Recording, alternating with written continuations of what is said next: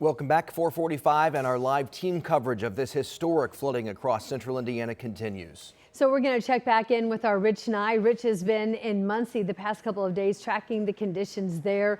Rich, we've been watching the water come up and then now signs of it maybe starting to recede a bit. Yes, the White River is receding after cresting this afternoon here in Muncie, but the White River is way out of its banks yet still this evening. And you can see it right here. This is Manfield Road, but it's actually become part of the White River. The river is actually just beyond that tree line, but you can see how far it's come out of its banks and has flooded all of these homes along the riverside of Manville Road. All the way down this road, all the homes on the side of the river are flooded, and most of the homes on the other side are safe, but just barely. And most of them have water in their garages, maybe in their crawl spaces, but hopefully not in their homes as this water has started to recede. Let's take you above and show you the look down here on the White River along Memorial Drive and this neighborhood. And you can see just how widespread the flooding is.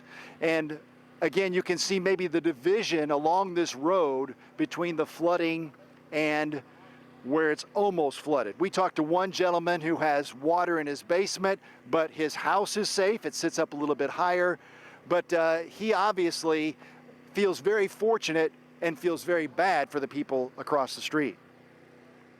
We got 3 feet of water in the basement. We got things floating. And unfortunately, that's where a lot of the major appliances are, washer, dryer, stuff like that. But I just really like to say that, like I said, I've watched a lot of floods on the news and I've seen a lot of pictures, but nothing makes it real with all the emotions until you open up your front door and you see it. And my heart goes out to all my neighbors because they lost everything.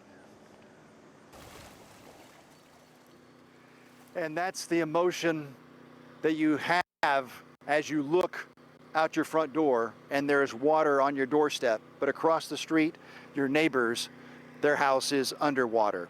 Just across the block, a couple blocks from where we were there, is another family that was saved from flooding, but they were worried. And so they were spent most of the day cleaning out their house, hoping that the waters would not come in. We believe those waters have receded. In fact, we're gonna go over to that neighborhood in our next hour and check on their house to see how they're doing just a block over. But again, the White River starting to go back just a little bit, but it's clouding up now, and we're worried about more rain tonight here in Muncie.